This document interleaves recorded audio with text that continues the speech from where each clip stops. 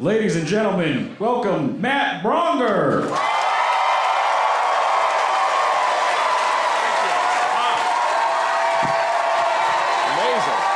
Thank you.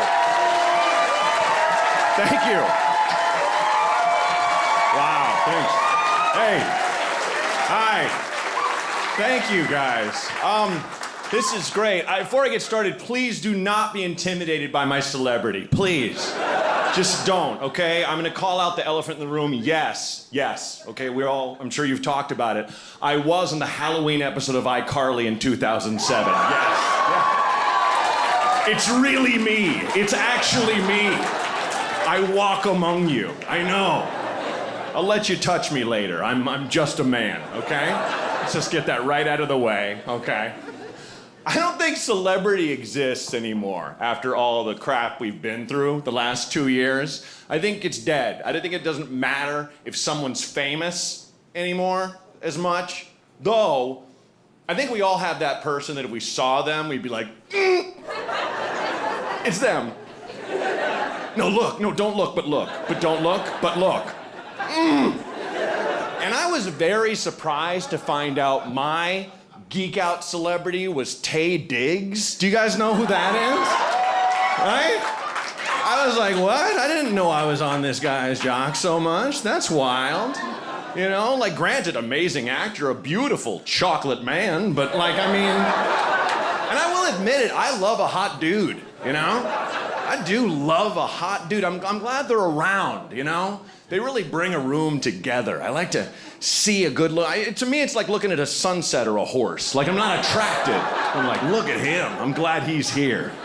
The party's lit. Like, you ever been in a party and a dude walks in, you're just like, who the fuck is that guy? All right. There he is. Nice. This is awesome. I just like to objectify, you know? And I'm done doing it with women. I think that is dead. Like, enough of that. Women have had enough objectification. Let's start objectifying men as straight men. That's what I say. Let's switch it. Why not? I like a beautiful man. And it's fun to do it to their face. Like, I'm married. I'm beyond off the market. I will make a hot dude feel uncomfortable at a party. Just walk right up to him like, all right, this is great. I'm digging this. Yeah, look at you. All right. Just stare at a weird part, like his stomach or something. Like, yeah, that's great. I love this. Spin around. Let me see the whole package. He's like, I'm not gay, man. Neither am I, fucker. What's up? What are we doing later? It's like, I don't know. Whose friend is this? This is really weird. I'm not into this. Objectifying dudes. I don't think it's my fault, though, because I grew up in the homoeroticism of 80s action movies. Anybody else? Ridiculous. Every guy was shirtless, cut, and shiny. Everybody. Every Rocky movie. I've seen so many boxing matches, I've never seen them whip out a bucket of baby oil like they did in Rocky. Why did Ivan Drago look like he was made of chrome? Like, it made no sense. Just gleaming like so much. Schwarzenegger, Rambo, like everybody was just veiny, muscular, just steroided out.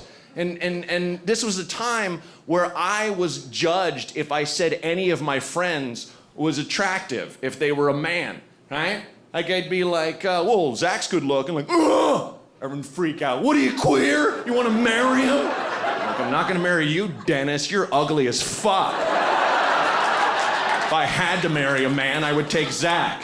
He has gentle eyes. Son of a bitch. It's a ridiculous time. Jean-Claude Van Damme doing his crazy splits. It was so, all of us guys were like, yeah, I like that. I like his body. I like the way he moves. Queer? What? Like, who cares? But you know what number one was? You're thinking it, I'm thinking it. Roadhouse. Oh, Roadhouse. Sweet Swayze, who just danced his way through every role. Just dancing. Always dancing. Loved Swayze. I miss him every day, man. Roadhouse is the best. Dalton, best cooler in the business. Plus, Side note, be nice until it's not time to be nice. That should be America's slogan, you guys. Like, that should be on the flag. Like, one of the stripes should just say that. But, like, back to hot dudes, like, he was the hottest. He was the hottest. Doing kung fu in the morning, shirtless, right? Right on the lake. But, like, kung fu in the morning, shirtless, sure, but wear some sweatpants. Not these, like, tightest jeans ever. Just can't kick above the waist. It's ridiculous. A huge rodeo belt buckle? Like, that doesn't make for mobility, Swayze. What are you doing? You know? Like, I love it so much. I have a bit of an ulterior motive telling you this because I am starting a petition, a movement. I want to get every bouncer at every comedy club to dress like Morning Dalton, okay? Just all of them, mullet wigs, no shirt, greased, the tightest jeans imaginable, huge belt buckle, and just have them surround the room. Just line the walls. Like, as you are filing in, they're just standing there. I just want to see a couple people be like, is this Thunder Down Under? Am I on the wrong night? This feels very strange. Is it gay night? I don't care, but is it? None of them will talk to me. Guys? You know why I like a hot dude? Yeah, we're still going. You know why? It's because I like seeing stuff that I'm not. And whoa, stop yelling, enough, stop, okay, I'm hot enough. Calm down. This caused that riot I was worried about. Jesus. I'm fine. But like, I'm talking movie star hot. Like that thick hair that they have, you know what I'm talking about? Like that werewolf hair, where it's like a forehead, then just a tree line. Like this thick, just a thick moss you can't put your fingers through. That's hot dude hair, you know? I worked with Jake Gyllenhaal in New York once. And I say worked with, we were on the same benefit show that went like 4 hours long. And he's well put together. Like, he is good looking as hell. I'm not blowing your mind here, you know. I wouldn't let him fuck. He's got those creepy nightcrawler eyes, you know. I want to look in the mirror and think, not for me. But it was like me, him, and a bunch of bands. And I had to follow him. He did a monologue from this beautiful two-man play he was in that was running on Broadway at the time. And I remember sitting there and going, man, this guy's really talented. And they're like, you're next. And I'm like, why? Why am I after that? You know, what a beautiful monologue. And now, Dick Jokes Magoo, and coming up. So I was like, let me just call this out and make fun of it. So I just, you know, went out there after him and was just like, give it up for my twin, Jake. And they laughed so hard it hurt my feelings. Like, it killed so hard. People were crying, like, oh my God! He said he's his twin. I think I'm gonna shit. We should go. It's like, fuck you guys. I'm not a monster. But he has that hair. Like, if you try to run your fingers through it, you get caught, you know? You know what it is? The barometer? Pomade. Pomade. It's any dude that can use pomade, you know? You guys know pomade? You can put it on your head and an engine. Like, same thing. Just like a greaser, Elvis or Morrissey or Fabian, just do a big wave Dave.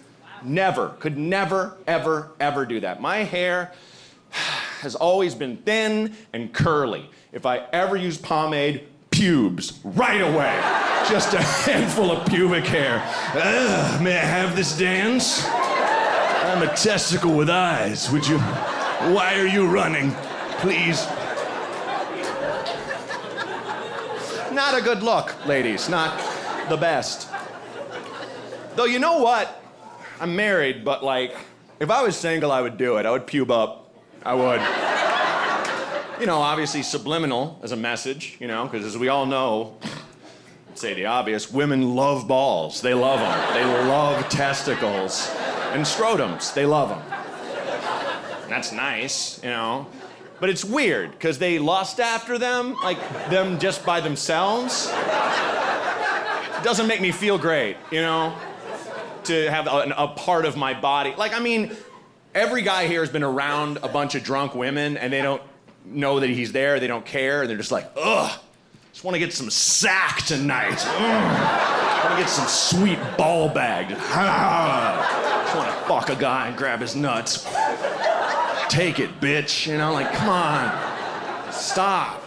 You know, your magazines, Ball Bag Quarterly, and heavy hangers, you know? And women are like, are they real? Like, that's how bad it is. I thankfully was born with big round nuts, but like there's guys who get implants because they feel lesser because you ladies like them big and round. You know? And look, I don't want to get serious. I didn't think I would get off on a soapbox here, but every man in this room was in high school at one point, right? And, you know, you developed, your balls got big, and then all of a sudden women notice you, you know, and start talking to you, and they want to hang out. And then a girl is like, do you want to, you know, go on a date? And you're like, totally. And you think she likes you for you. And you're making out in the car, you know? And she won't stop trying to touch your balls. I'm like, stop. No, I'm not ready. Lisa, please, stop. Not even over the denim. Stop it. Lisa, stop. I don't know you that well. Stop. I said no. You just grab her by the wrist, like, damn it, are you my girlfriend? Are you my girlfriend? No? Then don't touch my fucking balls! Drive me home. Chicks are pigs, man. I'm sorry to call it out. I really took that one really far. That was fun. I appreciate you guys for rolling with it. Thank you. So dumb. Obviously, you know what I'm talking about. I am certainly not talking about balls. It's very fun to watch your faces going, the hell? Does he really believe? Oh, he's talking about, okay, right, I get it. Switcheroo. Okay, yeah. You know. And I love to push that one, and I'll tell you why. Before the pandemic, I'd done that joke like 5 times. It was one of those dumb ones that I like doing because it's just stupid, and every comic has a stupid joke they love to just trot out, and that one's fun for me to do, you know. But I did it 5 times before the lockdown. And all 5 times, I never said this part explaining the metaphor or why I like the joke. I would just drop it and move on and leave people confused, you know? 5 times out of 5, I went to the lobby to take pictures of people who came or whatnot. 5 times out of 5, a dude came up to me and was like, dude, good set, but what's that shit about balls? Chicks hate nuts. You're the best man I've ever known. I love you so much, dude. You're such a dumb piece. Never change. Like I gave this guy an irrational hope. Women hate balls, like hate them. I'll get out of the shower, my wife will be like, would you wash your balls? Like I just now, I washed. Did you just say that because you hate them? What is this? There's a part of us, besides our egos, women could wish away, it'd be balls, you know? I just love that guy was just like, where is this woman? Damn it. Where's that woman that lusts for my nuts? Somewhere out there. Beneath the pale moonlight. Where are you? Okay, I've talked about big penises, testicles. What next? Oh, I have a daughter. She's 1. Work on my transitions a little bit. Yeah, we had a baby during the pandemic, and that was the best thing we ever did. I got nothing bad to say about that, especially because my job went away, you know? All the penis joke emporiums closed down, and I became a stay-at-home dad, and it was great, and it is great. But like oh, thank you. I will say it spoils you because I missed the crowds, but God damn, if like a baby isn't the best audience ever, like nothing you do is wrong. They're impressed by everything. They're just like, you have keys to jingle in front of my face and you know exactly where the Cheerios are? You're the tits, Dad. A king, you know? It's the absolute best, you know? And we went to drive to Oregon, where I grew up, to show the baby off, show the baby off to my parents. They live in Portland. And then, I don't know if you heard, but Oregon caught fire at that point, just the whole state. And so like, oh, let's stay put. And then California got jealous and it caught fire too. And so we lost our minds. I think a lot of us did that during the lockdown. And we drove 3,338 miles, I think, to Boston, Massachusetts from Los Angeles with a 6-week-old, just like weird pioneers in an electric car going across the country. And it was a great thing to do. I'm proud of us. I can't believe we made it. I can't believe I did that. Like 2 weeks ago, I was sitting on my porch with my 1-year-old, and I remembered I live in a cul-de-sac that echoes, and I went, Jesus, fuck! Like I just screamed it. My baby got startled, because it just hit me. Like, I did, what? It's nuts, you know? But we met every kind of person. And it was enlightening and enriching because I met people I would diametrically disagree with online, but face to face, we got along fine because we were all going through this big thing together. I think the problem is maybe the internet. I don't know. There could be someone making money off us. Just throwing that out there. I don't know if that's true. You know? But I definitely had prejudices. I definitely had stuff that I looked at. I was like, oh, this person is that, and this person is that. I'll never do that again, man. You know? No matter what. Because I had the most, like, assumption-shattering experience when we were driving, going through Nebraska, and Rose had a blowout. And it was like a blowout, like someone put 5 M80s in a towel. Like it just sounded muffled. Like in the old World War II movie where the guy's like, grenade! Lands on it. Like it was like that. It was insane how loud it was, and I look back and she's like, oh, the evil is loose. Like her face looked so relaxed and happy. And it was my turn. Like my wife's like, your turn. And the stench filled the car like, oh God. We pull over and I take her out and I look, and the closest business is a place called Thunder Road, which is a biker bar / family restaurant. That's actually a thing.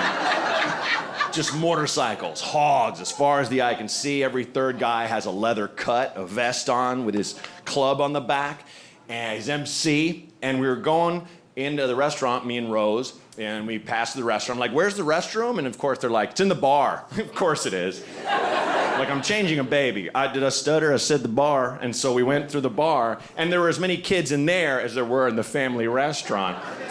And I get into the men's room, and I make my assumption, my first assumption, which was, no way they got a changing table in here. Nah, it's gonna be my wife's turn. No way.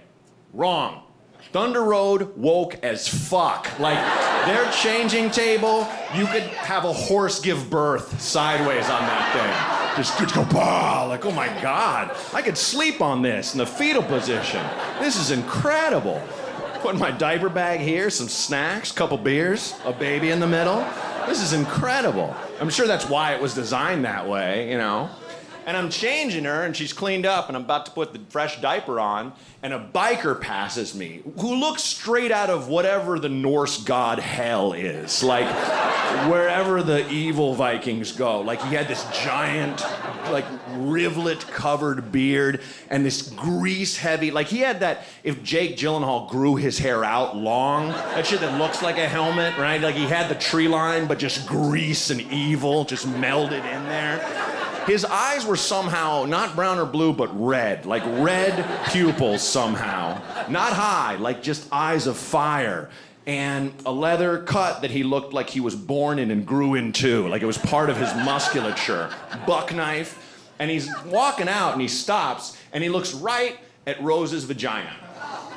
Pause for laughter. Nothing? That usually kills. Yeah, real awkward. And I'm just sitting there and I'm like, mentally, I'm like, go away. Like, I would ordinarily never take you on, but I will pull this hairdryer out of the wall. Like, I've done it before. The little, right? You just put your foot up, yank. They're tiny screws. I've done it when I was hammered as shit in Chicago. And then hit him in the face, sit on him, put it through his head, grab my baby with bloody hands, run her out to my California plated electric vehicle, and get chain whipped to death by the rest of the motorcyclists, I'm sure. That's my brilliant plan, everybody. So, I'm sitting there worried, and then he goes, yeah, that's a rash. What? He's like, I don't want to make things weird. Like, we're so there. You made it weird 50 seconds ago when you were staring. He's like, I don't want to make it weird, but I got 4 of those, and that's a rash. I got 4 of those? You mean kids? Those things? Yeah, 2 I won in a card game, 1 I got at a garage sale. 1 me and my old lady made natural, and I've seen my share of a diaper rash, brother. That's a rash. And then he blew my mind completely when he unsnaps his blood-caked leather vest and is like, you got the cream? And I pull out the same tube of diaper cream, and I'm like, got it right here, brother. And he's like, right on, brother. Stay strapped. And he walks out. Oh my God. Oh. I still wake up in the middle of the night to this day and go, he had the cream. And I go back to sleep. Peacefully. Right next to his buck knife. Amazing. What's your gang? Hell's Dads? Who are you guys? It's magnificent. Oh. I am an old dad. I'm 47. And, but I don't care, you know. Doesn't make a difference to me. I'm sure in Tennessee I'm a grandpa, for sure. You know. That's fine. That's fine. I take my baby out. They're like, oh, how old is your son that had that kid? That's your daughter? That's your... Jesus. You know. But I don't care, especially because I live in Los Angeles, where I am not an old dad. I've been in the park next to a dude watching what I think is his great-great-great-grandchild. Dude's like 80 on his 7th marriage to a 24-year-old, and he's like, she demanded we make one of our own. I can't chase it. I'll give you $500. My back.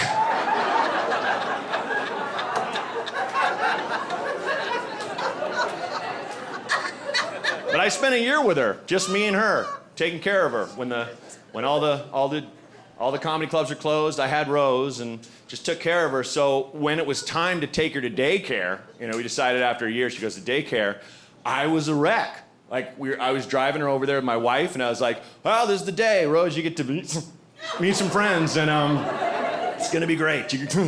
My wife was like, are you okay? Oh, like, no, are you all right? Are you gonna have a breakdown right now in front of our baby? Like, nope, not till we leave.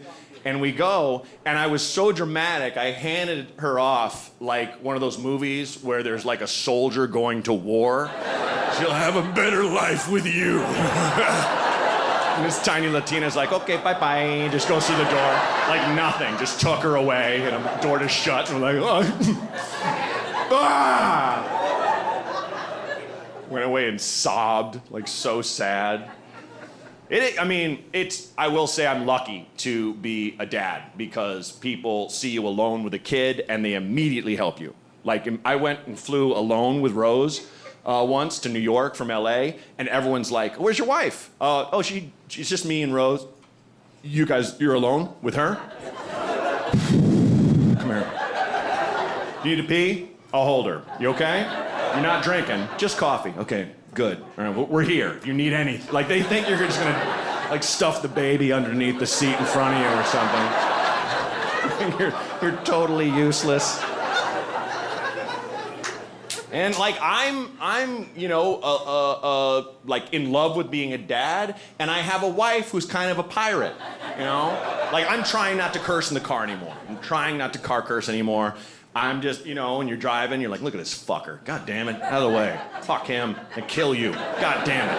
Like, I get virulent and I need to stop. I got a real anger problem, and she's in the back soaking it up like, this is good stuff. Just sponging it all in. And my wife is all over me. She's like, stop cursing in the car. Like, I don't want her first word to be motherfucker. I really don't. You know, and she's got a great point, but she says savage stuff around this baby. You know, and doesn't realize it. Like, once I was shirtless holding our child when she was still breastfeeding, and she went for my nipple. And I was like, whoa, nope, wrong parent. No milk comes out of this one. And my wife walks up and goes, just jizz. What the fuck? It's a baby. I'm holding a child. It's hilarious. But talk about a terrible thing. Jizz comes out of my dad. We're gonna send you home. She says stuff I would never say. My baby wakes up in the middle of the night crying. Kara just goes, "Ugh, this bitch." Like, come on. Stop it.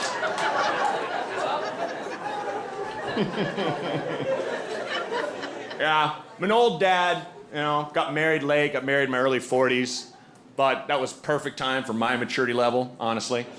I don't judge. I think people get married any age, young or old. But look, if you get married young, I think men get married any age you want, but have your bachelor party in your 40s. Please, for the love of God. Because there's nothing sadder than a group of 22-year-olds that have one credit card that is like one of their dad's or something. Like trying to get in a strip club and just like, I have one to tip. This is great. Like, you guys need to go home and play Xbox. Like, seriously. Because you got money when you're in your 40s if you lived right, I went to Temecula, wine country, mom wine country, with a bunch of dudes, 10 or 12 dudes, and we had t-shirts that had my wife's face on them, like a glamour shot, right? With the word Kara in cursive, like thug life across our stomachs. We're walking around partying. It was us and bachelorette parties, and they'd adopt us, like they loved us. And then one woman got it totally wrong. She's like, "Oh my God, that's so cool. Did she die?" Huh? No.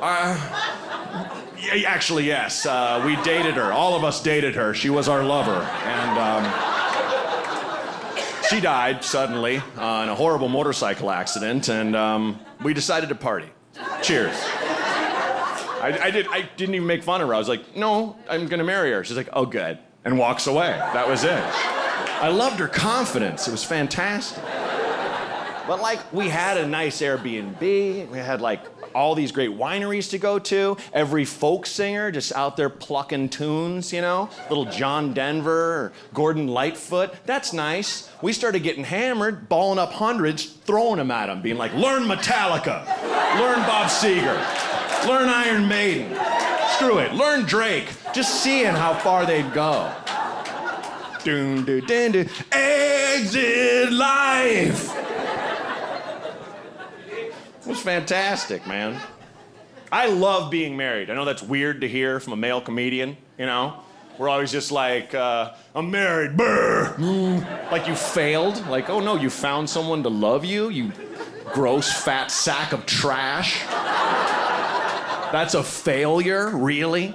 Were you gonna be surfing the seas of pussy at some point? You creep. I don't think that was gonna happen. I think she saved you from hell. I think that's what happened. When people talk about the best things about marriage and the worst things about marriage, that's it. Never the in-between. They talk about the worst, which is what? You'll fall out of love with each other, or you're stuck with the same lover your whole life, Oh no. Or, the best, which is you have someone who loves you for the things you hate about yourself. That's amazing. And you have a best friend that you fuck. That's cool, That's a good thing. That's a good thing. But we don't talk about the awesome little things in between. Like you have someone to mess with the rest of your life. And to get rid of you, they have to involve the law. You're trapped.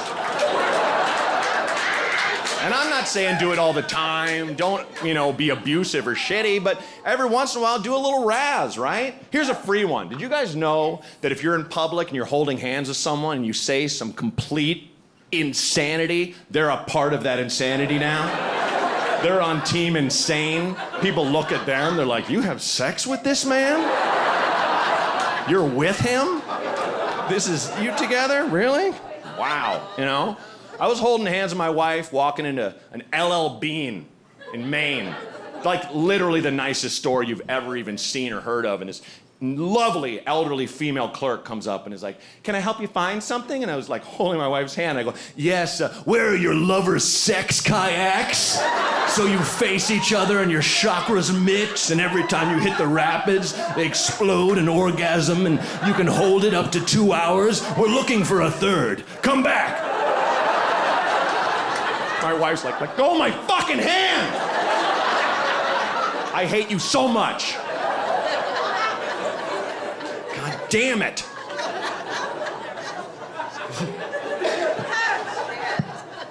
If you got the right person, they'll make you love stuff you never loved, you know? Like, I used to hate Las Vegas, as I used to play there a lot, and I would like just play for like crap money, and I'd eat in the cafeteria. Oh, casino cafeterias where the workers eat. It's like the Irish level on the Titanic, but not fun. It's real bad. And my wife loves Vegas because she basically pointed out, she's like, look, we're doing better now. We can spend money on things. You're getting better gigs. Thing I love about Vegas is everyone goes. You see every kind of person from all over the world all hanging out, right? Being idiot adults. Like looking across the room and being like, you being a shitbird? I am being a shitbird, are you? High five, here we are. Just for 2 days, then it's back to the kids. All right, wink. There's something for everyone in that town. You learn stuff about yourself. I learned I like watching young people get wasted, you know? Not like a creep, not like, that one's almost ready, start the van. Not like that. Get the zip ties, he's about to pass out. Not like that.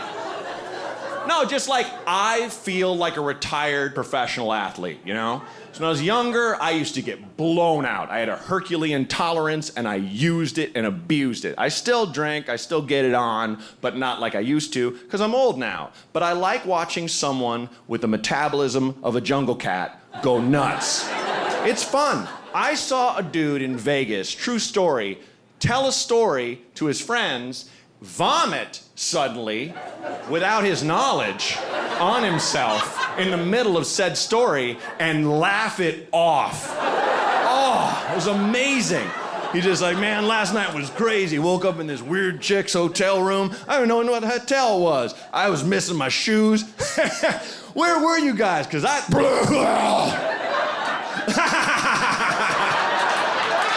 Look what happened to me. Look what happened to me.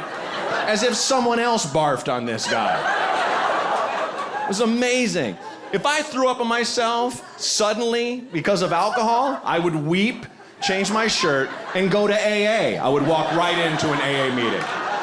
It's time for a change. Not this guy. This guy just went, holy shit, should I get another shirt? The whole casino goes, yeah, man.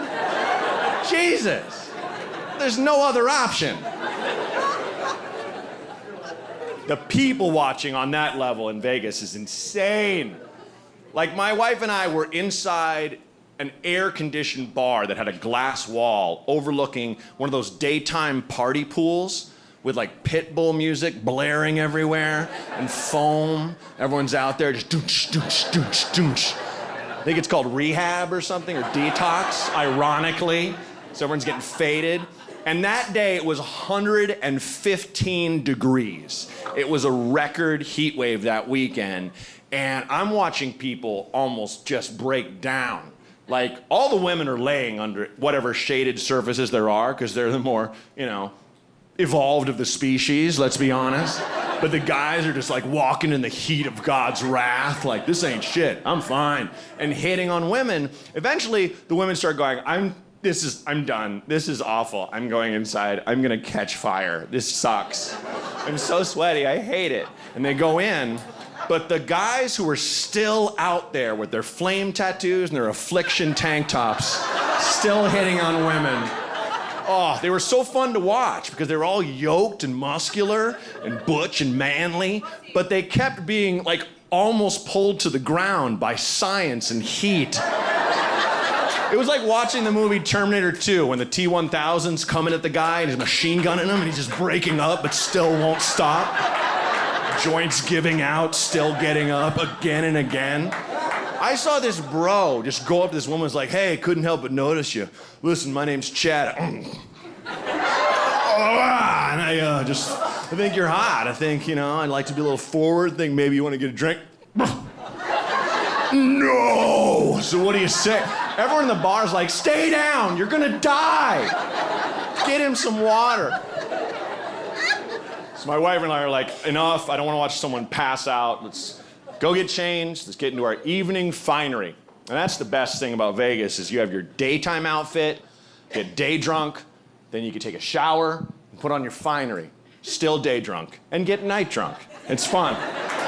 So my wife and I, we go up to the room, and we have efficient marital sex.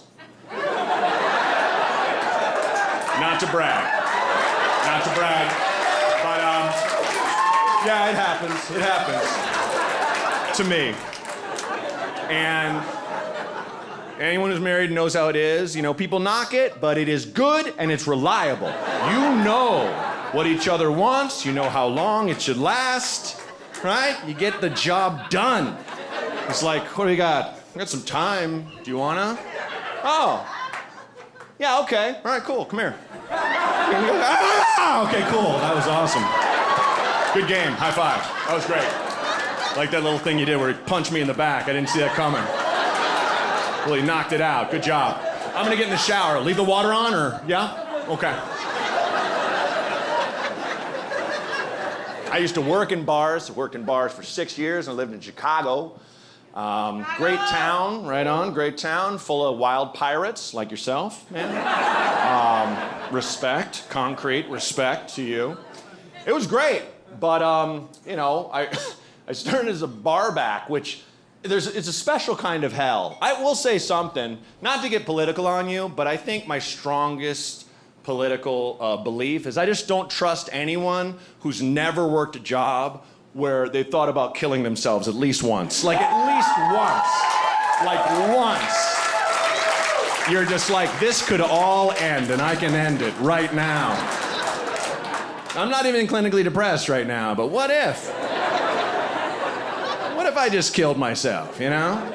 That thing where you're like, God damn it, I got 5 hours left in this shift. Or...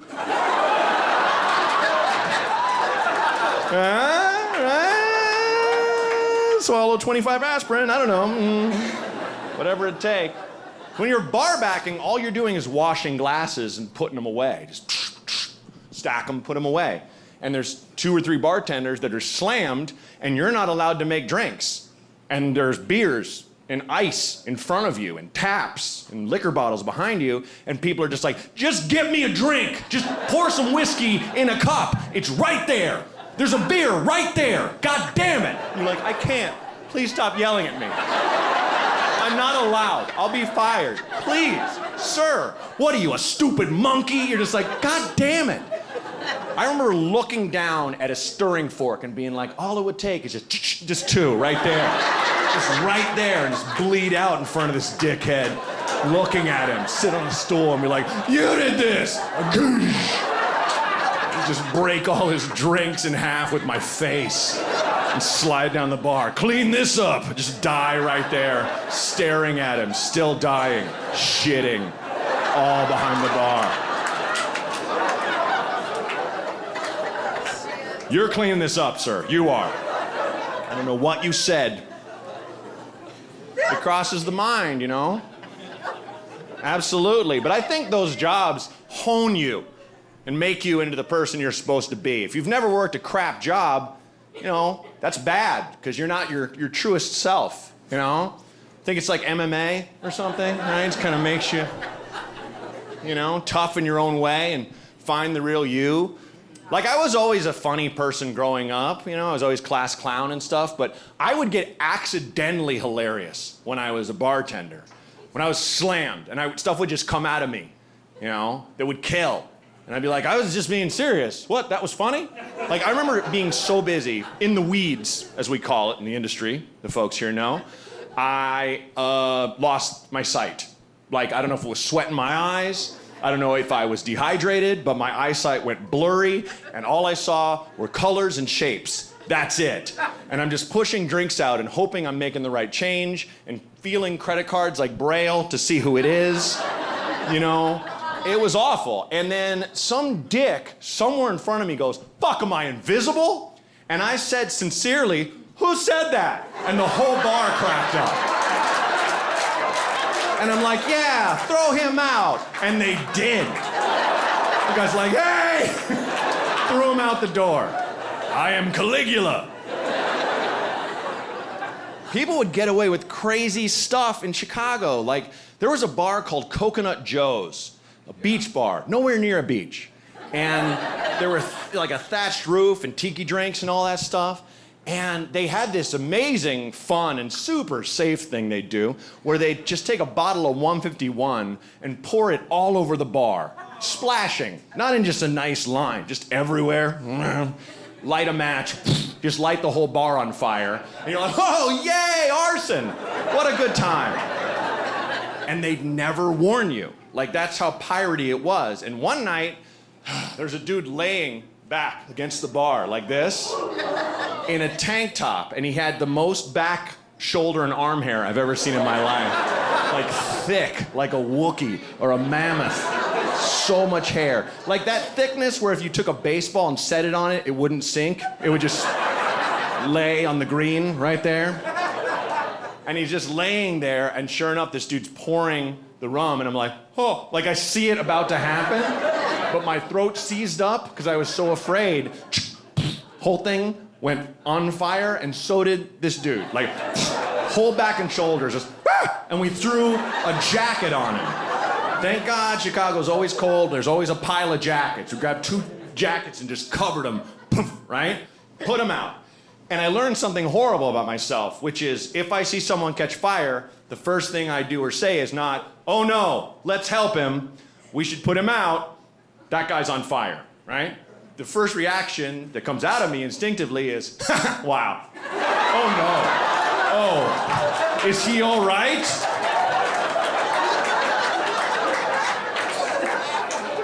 I didn't know back hair caught that fast. What, are you pouring VO5 Sassoon all over yourself there, sir? Chicago's great, but it's also just wrong. Bars are open till 5 a.m. 5? That's kind of a crime against God. Even as a 24-year-old, I'm like, we made it. I don't want to be here. Like, I'm tired. And you sit there and you drink till 5, and if you know the bartender, it's almost worse because he or she will be like, last call, not you, you stay. Cool. Right? And then you stick around, and they lock the door when everyone's gone, and you drink some more, and there's no better way to feel like an absolute pile of trash than by walking out of a dark, windowless bar, cartoon sailor drunk, into a bright, sunshiny, fully grown day. Like a zombie, like, oh no. Is it sun time already? Is that a term? Oh, how is everyone? You're jogging? Welcome. Okay. What a lovely dog and baby. Oh, is this the line for brunch? Go to bed, sir, my God. You're sweating booze. You're like such a pile of shit. But I love the stuff I've seen in bars. I think women need to start acting up in bars the way men have for millennia, you know? And you might not know what I mean. A lady, you're like, raise her fist, like, right on, brother. But like, you know, you might think I mean being loud or hitting on men. No, there's a power you might not know you have, which is you can take men's drinks away from them and drink them yourself. Because no one will believe the man that was his drink first. I know that because I was in D.C. and a woman took my whole beer away. I was sitting there in this place called the Big Hunt, which is underneath a bar. It's a comedy club. And I'm up there with my notepad, putting my little set together for what I'm going to say tonight to the people. And I got a full beer. I haven't touched it yet. And this 22-year-old woman in a cotton sundress just swoops in and picks it up and just stares at me. And I turn around, I'm like, who's with this girl? And there's 3 bikers behind me, and they're like, like, I want no part of this. I don't know who that is. She's on her own. And she's just staring at me like, really, what the fuck are you gonna do? Like, if I say this is my beer, you know this is my beer. Like, come on. Just took it, stare, because I realize I'm doing the math. If I snatch it, I look insane, right? Like I just stole some girl's beer, like mine, like a fucking psycho Viking or something. What do I grab her? No, I'll go to jail. And she knows this. She's just daring me. And my manhood is just gone. Like if it was a guy, I'd be like, hey, fucker, it's mine. The hell? Or whatever butch thing I'm supposed to do there, you know?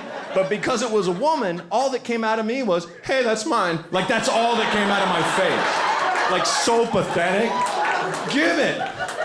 Mom! So lame. And she stared me in the face and just drank it, like looking at me.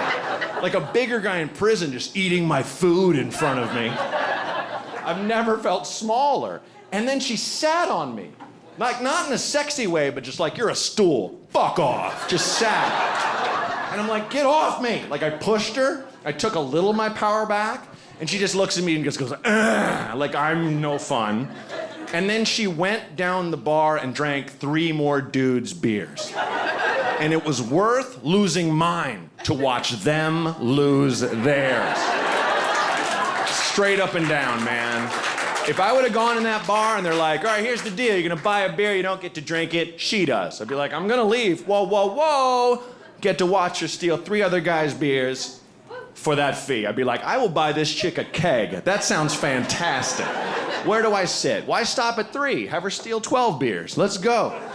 Guy next to me, first guy she took at the 3, way more evolved than me. Like, he knew the situation. He did the math better than I did. She grabbed it. He's like, hey, what the fuck? Shit. Another beer? Like, he just knew. That's gone. There's no winning this situation. It's over, you know? It's amazing. And she just drank it next to him, and he just looked away. Like, and she put the empty glass down and went to the next guy. The next guy was my favorite because he had been hitting on anything with a pulse all night. One of those guys who's like, you hit on 100 women, 99 say no, but that one, yeah, but you've annoyed 99 women and the whole bar. Just jack off in your car before you come in, sir. Get the poison out of you. Be a human being. It's exhausting to be around you. I can't imagine what it's like for women, you know? And she comes up, and there were people in between us, so I didn't even see it. So I'll just do the audiobook version, okay? Here it is. Oh, hi. That's mine. Whoa. Wow. Thirsty, huh? My kind of gal. Let me get you another one. Hey, where are you going? What the fuck, man? That what the fuck, man, he said to himself was so good. His self-hatred just spilled out of him like an ooze, like a poison. The fuck, man? Why does no one like me? Because you're obnoxious, bro. The last guy was kind of sad. He was an old rummy named Dennis. Looked like Gordon's fisherman. And I knew he was a rummy because the bartender put it down and went, last one, Dennis. Like, that's a bad sign. If the bartender knows your name and says last one, rethink your life choices, Dennis. So, bartender's like, last one, Dennis. And Dennis looks at his beer, looks outside, ready to drink it, distracted by something. She swoops in, drinks his whole beer, puts an empty, pristine glass down, and flies away on the wind. And he just looks back and goes, hey! Like, to this day, he probably tells everyone he meets in that bar that a ghost took his beer. Was a night just like tonight. A ghost in a cotton sundress swept in and took my beer. Like, Dennis, you're an alcoholic. You drank it and forgot. Shut up, dude.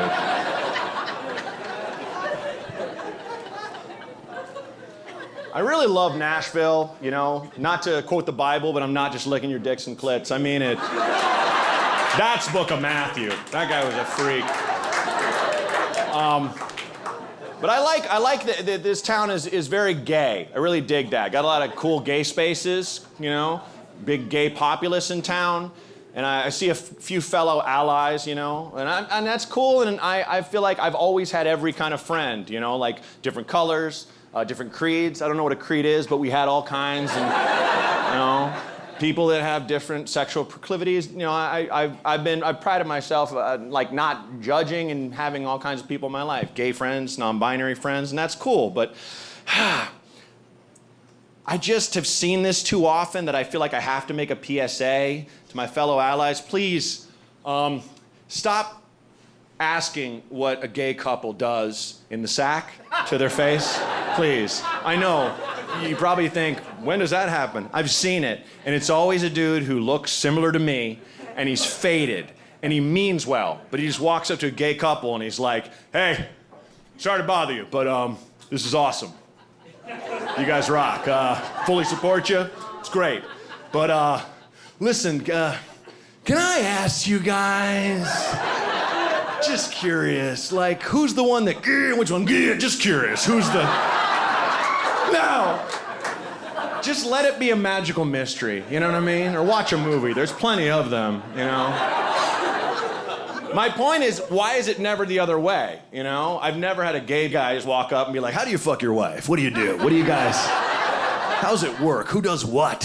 Who does what to who? Who's the thing that's this and the thing that's this? What exactly happens? Play-by-play it for me. You want a drink? Sorry to bother you. Support you as a straight man, you know?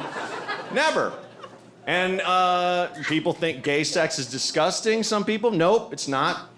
All sex is disgusting. All of it. There's no exception. It's awful looking. Like, have you ever had a moment of actual clarity while having sex? And you're like, the fuck am I doing right now? I look terrible. Why is there a mirror on that closet door? Oh, no. Ugh. When did I grow a mole there? It's so gross. That's why it's great. It feels so good. You just do this awful thing, you know?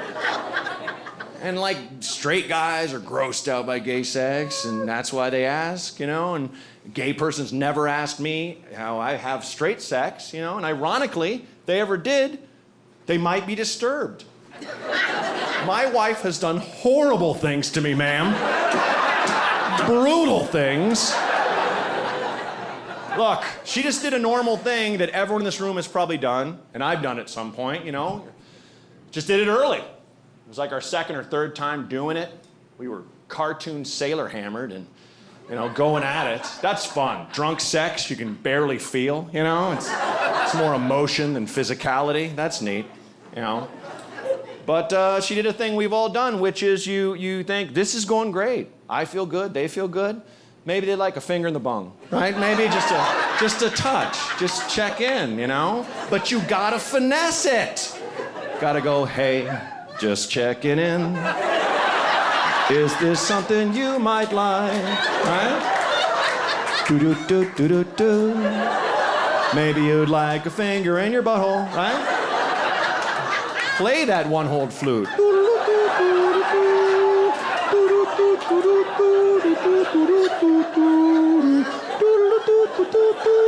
See if they want to dance that tune, right? They might be like, I like this jam. You know, they might, you know? You gotta knock, knock, knock on heaven's door, that's my point. That's what that song's about. Take it from me. I'm friends with Bob Dylan. My point is, you can't just, like a maniac savage, you know? You can't. You can't. You can't. Unless you're my wife. Holy crap, you guys. She spelunked me. She went in. Oh, just hard. Put her shoulder into it. Like hot dog sized veins came out of my neck I never knew I had. It was bad. Man. How can I punch in exactly how she did this? How can I describe it? I need to go deeper. Look. How do I drive this home? Okay, boxing, that's it, you know? You guys all know rudimentary boxing technique, I'm assuming, right? Because you're also, like me, from the streets. So, you know, you got your jab, you got your cross, you got your hook, right? But your uppercut, that's a fight finisher, okay? Because it's not just your shoulders and your middle, it's your ham, okay? So you want to drop, okay, and use your legs. Drop under the defenses, hook them like this, explode upward like a thrust, okay? And send your fist through their jaw, which goes through their brain. Knockout, right? Now imagine, instead of a fist, it's my wife's finger held high and defiant. Like a railroad spike of rage. And instead of a jaw, it's my asshole, Nashville. She got in and under, lifted me up, clubber langed me, lifted me off the bed. Ah! Blood came out of my mouth, eyeball left the socket. I don't like it. And now we know that is not my jam. Literally. Look. Okay, it wasn't even that bad, if I'm honest. I'm just a bitch. It's true. It just felt that way to me at the time. She probably barely put half a nail in there, and I'm like, no! Jumped off the bed, wrapped myself in 10 blankets, sat there. Why would you hurt me?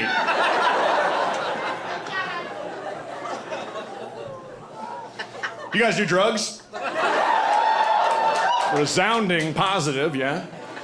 All right, let's do a quick survey. Just call out the drug you enjoy. Go ahead. Molly. Ketamine. Nice. That's a strong ketamine. You don't take enough, I think, sir. I love doing that. I do it for me because I read a book once by a defense attorney that was like, the truth just sounds different in court.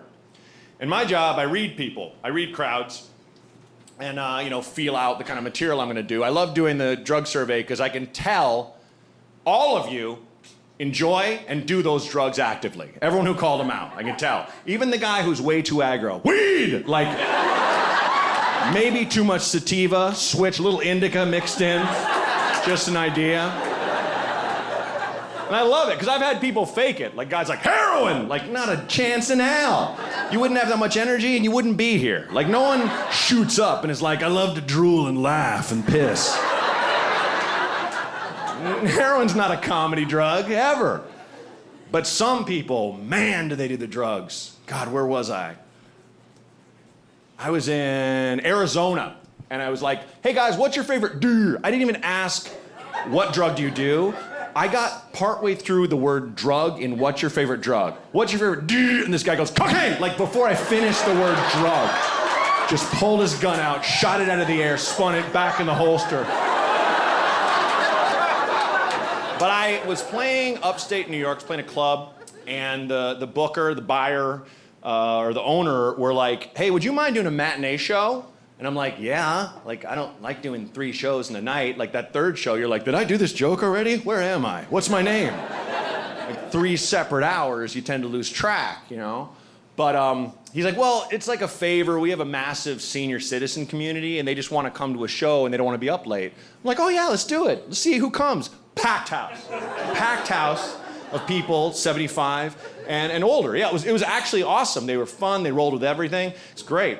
So I was looking out at this crowd of old folks, and I was like, should I do the drug survey? Everything in me screamed no. And I'm like, nope, screw that. Do it.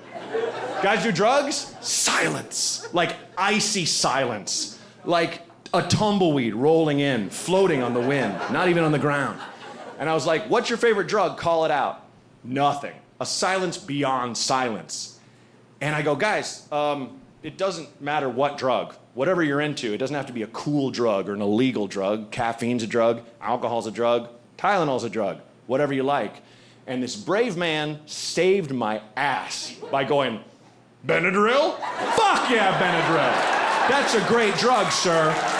A pill that makes you not itch? Amazing. If I'm on tour with Fish, I want Benadryl, right? I don't want weed. I want to not itch from all this rashes I'm getting. I'm sleeping in this tent. Good call. I'm like anyone else. And this lady with a beehive, her hand comes up like this, just shaking. And I'm like, you have to raise your hand. What is your name, ma'am? She goes, Doris. And I go, Doris, what's your drug? And she goes, NyQuil. And I go, okay, Doris, let me ask you something. You ever fill it up past the line? And she goes, mm-hmm. Now we're partying, Doris. Now we're partying. Doris likes a full cup, man.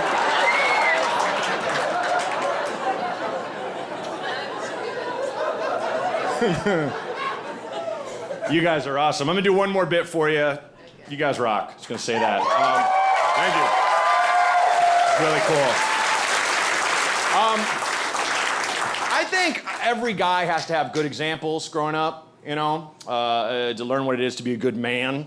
But I think we also need a few terrible examples, you know? We need to meet guys who are just like, I can never be you. Oh, man, do you suck, you know?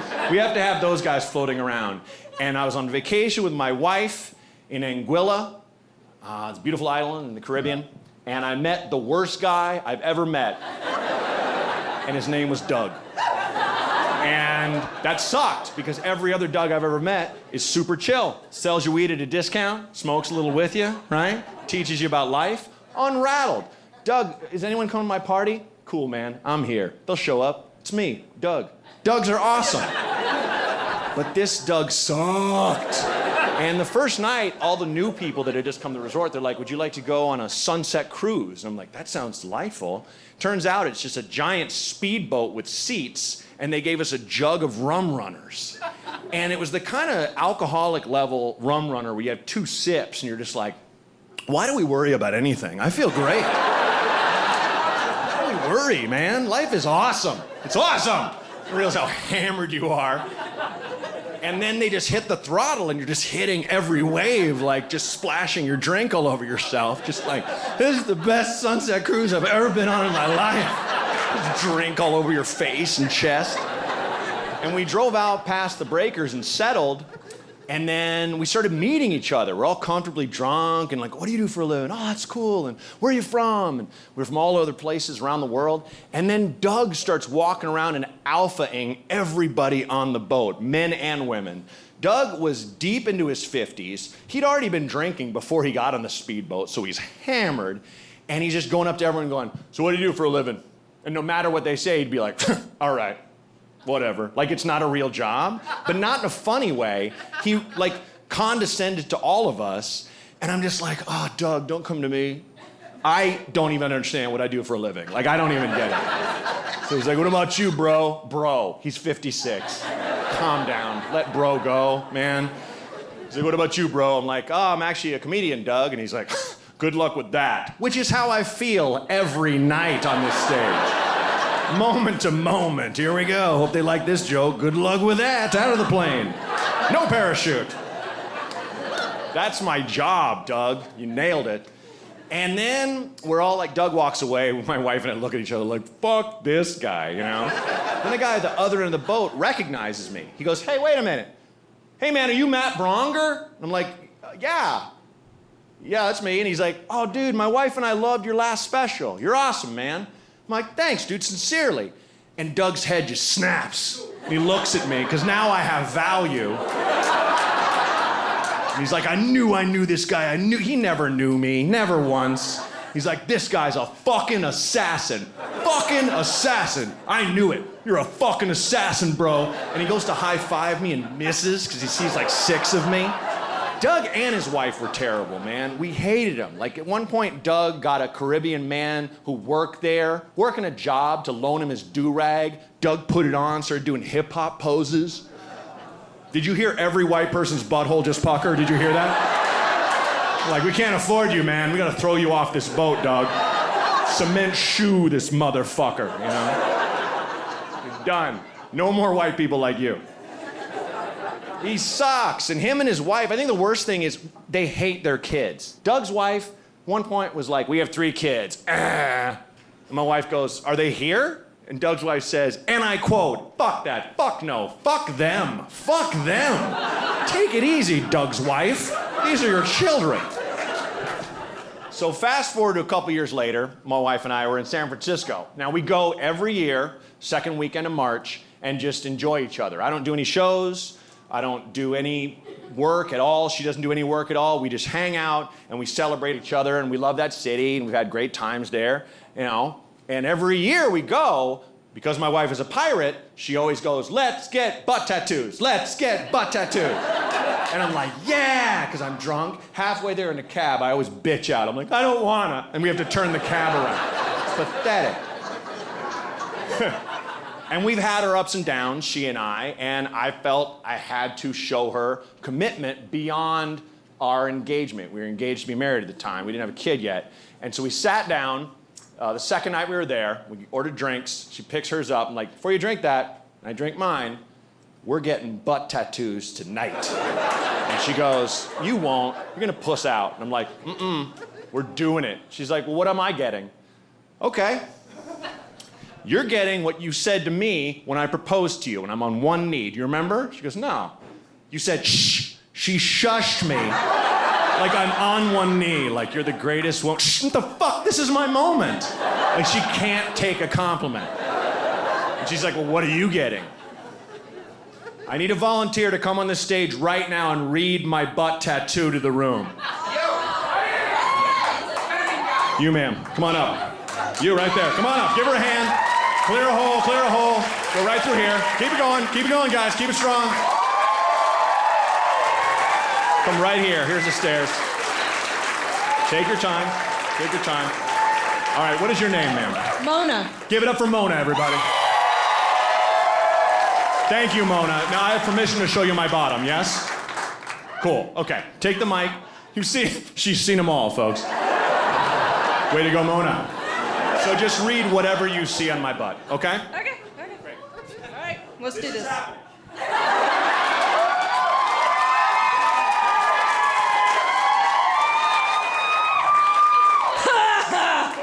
Fucking assassin.